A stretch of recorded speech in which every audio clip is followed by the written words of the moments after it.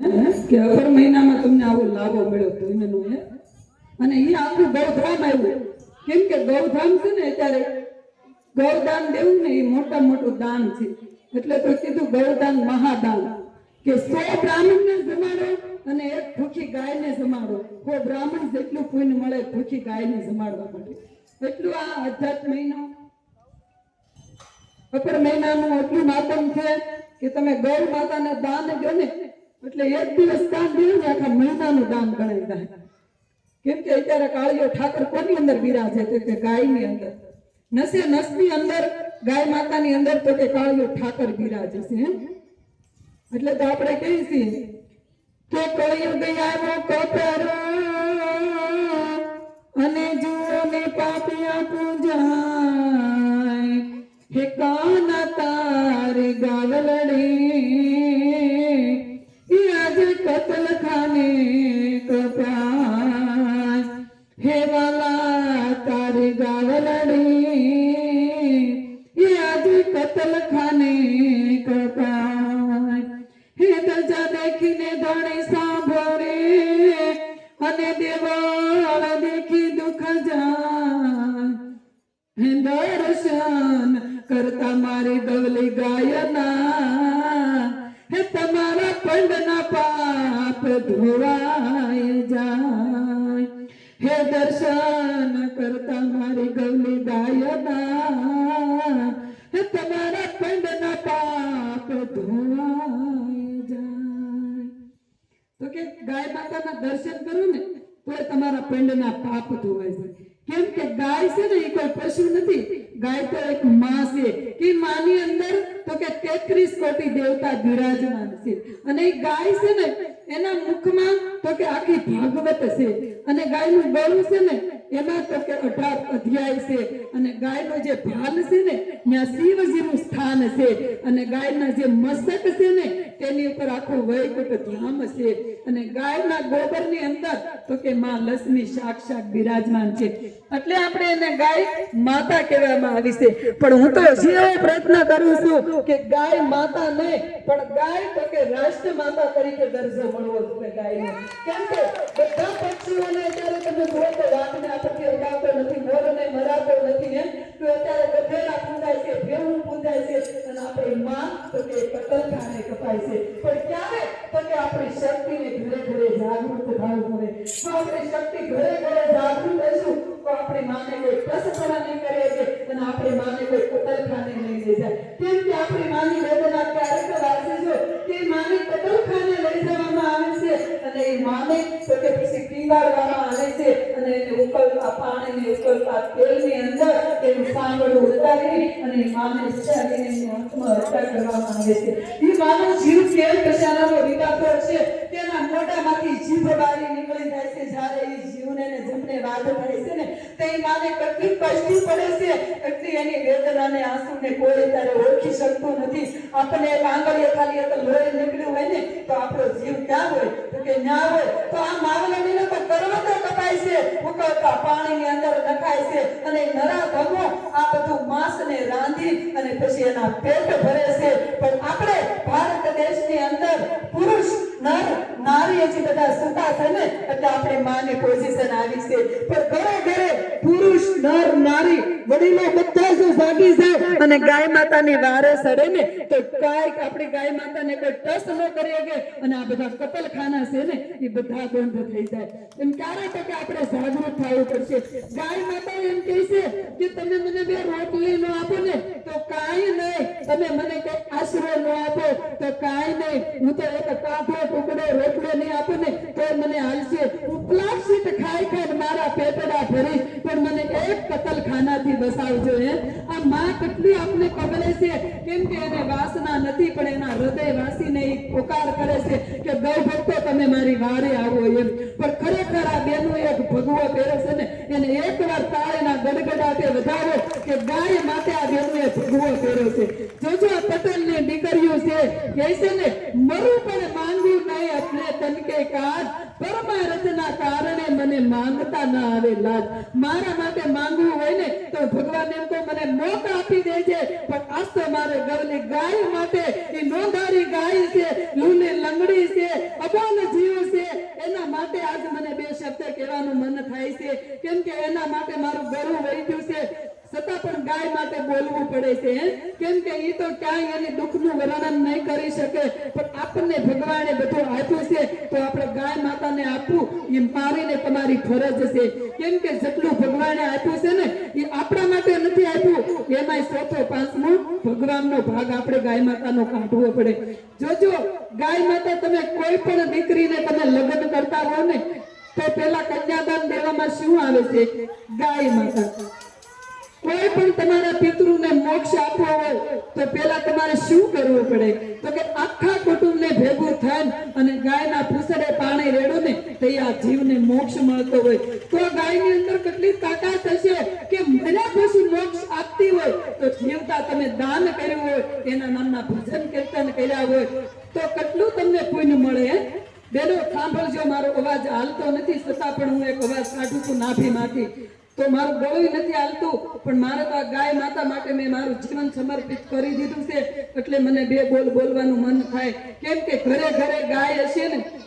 પેલા આપણે બે રોટલી કરીને અને ગાયને આપણા ગઢિયાને પૂછજો, પેલા એ બે રોટલી ગાયની કાઢીને પછી એના ભાણા પીસતા હતા, પણ હવે આપણા આંગણે કઈ ગાય આવતી નથી, કેમ કે આ બધા બેનો એ ગૌશાળાની અંદર એટલી બધી વ્યવસ્થા ઊભી કરી છે કે જેટલું સુખ આપણે ઘરે મળે છે ને એટલું સુખ ગાય માતાને આપે છે. એટલે આપણા આંગણે આ ગાય ધોકા ખાવા નથી આવતી હો, નકર આવતી પણ ધોકા ખાતી. ક્યાંક એવો પુણ્યશાળી આત્મા હોય ને તો બે રોટલી મોઢામાં આપે, નકર એ બળીઓ મારી કાઢી મૂકેલી નેહાકા નાખી નાખીને કેટલા ઉમરા ભટકતી. પણ આ બેનું એક ગાય માતાને વસન આપી દીધું કે હે માં, તને આજે અમે ગૌશાળાના ખીલે બાંધી દેવું અને ઘરે ઘરે તારા માટે આજે ઉમરા અમે ભટકશું. કોઈ પણ જગ્યાએથી ફોન આવ્યો હોય ને તો આ બેનું ઘર ઘરના ઉમરા ભટકે છે. કોના માટે? તો કે ગાય માટે. નકર અમારે ઘરે ઘરે બાળકો છે, નાના નાના પરિવાર છે, પતિ છે, બધુંય છે, પણ આ જે હોવાનો સમય હતો ને 3 કલાકનો જે ફોનમાં ઓનલાઈન દેતા હતા ને એ બધું બંધ કરી દીધું અને ગાય માતા માટે 3 કલાક સમયનું દાન આપે છે આ બેન. જોજો તમે જે કાંઈ અહીંયા ધનરાશિ આપશો ને આ બેનોને કોઈને 1 રૂપિયો ફી નથી, એના સમયનું દાન આપે છે અને સમયના દાન જેવું મોટું કોઈ દાન નથી. તમને ભગવાને ધનરાશિ આપી છે ને તો તમે આજે ધનરાશિ ગાય માતાને આપી તમારા જીવનને ધન્ય બનાવજો અને આવા ભક્તિનું ભાતું દાનના ભાતા ભરીને જાશો ને તઈ કાળિયો ઠાકર રાજી થાય. ઘણા ખરા જોજો આવી મૂર્તિ છે ને, આ મૂર્તિ કોણે બનાવી? તો કે આપણે બનાવી છે. અને આપણને કોણે બનાવ્યા? તો કે ભગવાને બનાવ્યા છે. તો આપણે અત્યારે કોને પૂજવી? આપણે બનાવેલા ને જ આપણે પૂજવી છે.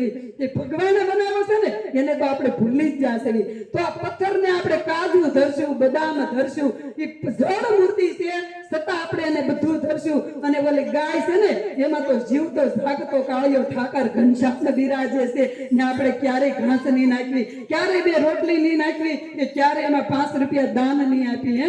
તો આ મૃત્યુ એમ કહે છે કે અમને નહીં ભરે તો ચાલશે, પણ જ્યારે ગાય માતાનું રક્ષણ કરવા નીકળી જાવ ને એટલે કાળિયો ઠાકર આમનામ રાજી થઈ જાય. એ તમને ગોતવા મળશે. આ પથ્થરની મૂર્તિને માથા ટેકાવીને મરી જાવ તો ભગવાનને નહીં મળે. ભગવાનને ગોતવો હોય ને તો અબોલ જીવમાં ગોતજો, કેમ કે એમાં ભગવાન સાક્ષાત બિરાજમાન છે. એને કોઈના દુઃખના આંસુ લૂછજો, કોઈને મદદરૂપ થાજો. ઘરે તમારા સાસુ ને સસરા હોય ને તો એ મા બાપ તરીકે છે, તો એ વડીલોની સેવા કરજો. એને ક્યારેક પૂછજો કે મા બાપને પૂછજો કે તમારે શું ખાવું છે, શું પીવું છે, ક્યાં જાવું છે. આ આટલું કાર્ય કરશો ને તો તમને ભગવાન મળી જાય. અને તમારે ઘરે કોઈ દીકરી હોય તો એ દીકરીને એવા લાડ લડાવજો કે તમને લક્ષ્મીનું રૂપ છે. અને તમારી ઘરે વહુવારું હોય ને એને પણ ક્યારેક પૂછજો કે બેટા તારે શું શોખ છે અને એના અરમાન શું છે. એ સાસુ સસરાની ફરજમાં આવે છે, કેમ કે વહુવારું છે એ તમારા ઘરની કામવાળી નથી, એ સાક્ષાત લક્ષ્મી છે. ઘણા એમ કે મા બાપ છે ને ભગવાન છે, એની સેવા કરવી જ જોઈએ. એ વાત 100%, પણ મા બાપને એવું ન ભૂલી જવું કે આપણી ઘરે કામ કરવા વાળી છે. એ કોઈ કામ કરવા વાળી નથી, એ સાક્ષાત લક્ષ્મી છે કે તમારો પરિવાર એને ઉભો રાખ્યો છે. તો એ લક્ષ્મીને ક્યારે પૂછજો કે બેટા તારો શું શોખ છે, તારા અરમાન અમે પૂરા કરશું. અમે તારા મા બાપ છે, તારા જે કાંઈ શોખ હશે ને એ અમે પૂરા કરશું, કેમ કે એ એક લક્ષ્મી તરીકે તમારા આંગણે આવી છે. તમે ભગવાન છો પણ લક્ષ્મી વગરનું ભગવાનને પૂછશે કોણ? એટલે તો ભગવાને એવો લક્ષ્મીનું રૂપ આપ્યું છે અને તમને તો કે ભગવાનનું રૂપ મા બાપ છે ને મોટા મોટા ભગવાન છે કે તમને બીજું રૂપ છે ને એ ભગવાનનું આપ્યું છે તો આ બધાની ફરજ આવે છે અને બધાની નિભાવવાની છે અને બધા નિભાવશે ને તો કોઈના ઘરમાં ક્યારેય ઝઘડો જ નહીં થાય ઝઘડો ક્યારે થાય છે કે મા બાપને છે ને તમે ભગવાનનું દેવીનું સ્થાન નથી આપતા ને એટલે અને તમારા ઘરે વવારું છે એને તમે લક્ષ્મીનું સ્થાન નથી આપતા તો ઈ તમારા ઘરમાં આવા કંકાસ થાય છે વાદ વિવાદ થાય છે અને દુઃખ ન્યાથી શરૂ થાય દુઃખ આપને કોઈ ના આપી શકે દુઃખ આપે કોણ કે આપણે ને આપણે આપણાને આપી શકીએ બાકી ક્યાંય કોઈ આજુબાજુ વાળા આપણે દુઃખી ન કરે આપણા ને આપણા ઘરમાં આપણાથી જ આપણે દુઃખી હોય વો હાવથી દુઃખી હોય ને હાવ વહુથી દુઃખી હોય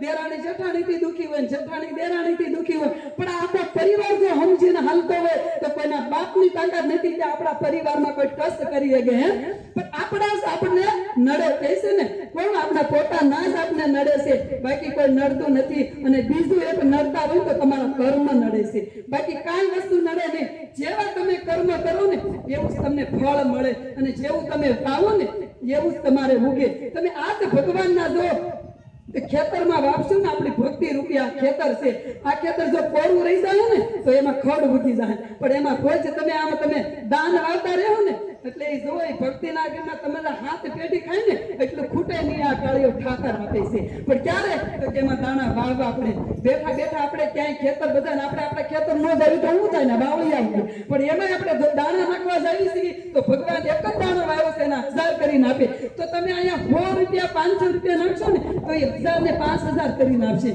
કેમ કે કાળીઓ ઠાકર કોઈનું રાખે નહીં એ તો તમે ને હું સ્વાર્થી થઈ ને એટલે આપણે ઘરે કોઈ 100 રૂપિયા લખાવી આપણે કઈ રોજ લખાતા પણ આવું નહીં કરે આ તો થોડુંક આપશો ને ઝાઝુ દે ને એવો દયાળુ છે તો આજે મારી થાળી ફરે ને એમાં ફૂલ નહીં તો ફૂલની પાંખડી અને ઈ તમને કાળિયા ઠાકરે આપ્યું હોય ને તો જ આપવાનું છે આપણે ક્યારેક માં માટે માંગવું ન પડે આપણી માં માટે આપણે ક્યારેક કઈ માંગવા જાવી છે તો આ ગૌલી ગાય આપણી માં છે અને એના આપણે લોહી સવી પછી ઘણા તો એમ કે અમારે તો ભવસાગર કરવું છે વેતરણી નદી ટપી છે પણ વેતરણી નદી એમ નહીં ટપાય ન્યાય ગાયનું પૂછડું જોવે તો એ આ કાંઠેથી ઓલે કાંઠે જવાય હે પણ ક્યારે તો કે આવા ધર્મની અંદર તમે કામ કર્યા છે દાન દીધા છે ને તો ગાય આવીને ઊભી રહે કે ના ના મારી ધૂન હતી અને મારા સારાની અંદર તો મારા આશરાની અંદર આ લોકોએ દાન કરેલું છે અત્યારે મારે મદદ કરવીની મારી ફરજ છે કેમ કે તમે કોઈને મદદ કરશો તો જ તમને મહાની મદદ મળશે અને કોઈને 500 રૂપિયા જો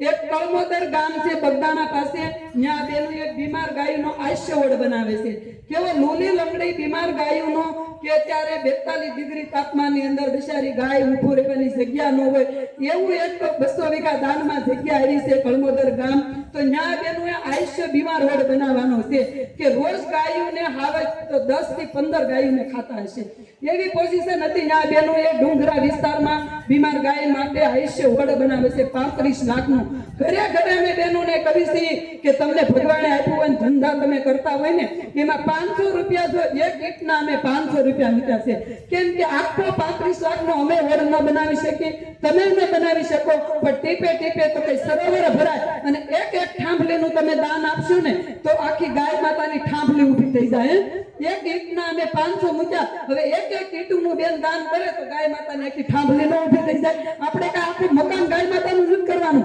આપણા માટે તો આપણે આખા બંગલા બનાવ્યા ખબર હશે આ મૂકી ન જવાનું આ કર્મ આપણે આરે નહીં આવે પણ જે આમાં વાયુ છે ને એ કર્મ આત્મા આરે જાય છે આ બધું તો કે આ દેહના સંબંધ છે આ દેહ છૂટે એટલે આ બધું ઝીરો થઈ જવાનું છે આપણા માટે એક જ વસ્તુ હીરો છે કે જે આત્મા આરે આવે છે ને એવું ગુપ્ત દાન કરી લો ને ઈ જ તમારી આરે ભાતું આવે છે તો જેને એક આખી ઈંટનું દાન કરવું હોય ને અહીં બોલ બોલાવજો 500 રૂપિયા આશરાનું દાન જજો અહીંયા આશરાનું દાન કરેલું છે ને તો જ ભગવાન ત્યાં તમને ઊભું રહેવાની જગ્યા આપશે નકર એમ કે તે કઈ કર્યું જ નથી તારી માટે અહીં કઈ જગ્યા છે નહીં પણ તારા ગાયો માટે જો તમે એક ઈંટનું દાન કર્યું છે ને તો તમને એટલી ઊભી રહેવાની જગ્યા મળશે તો જેને એક ઈંટનું દાન કરવું હોય એ અહીંયા બોલ કરાવજો નકર અમારી થાળી ફરે ને એમાં ફૂલ નહીં તો ફૂલની પાંખડી આપી અને જરૂર અમારા બહેનોની સેવાને વધાવજો અને હવે મારું ગળું હાલતું નથી હવે થોડું કંઈ કીધું અને જાજુ માનજો હું મારી વાણીને વિરામ આપું છું અને આપણે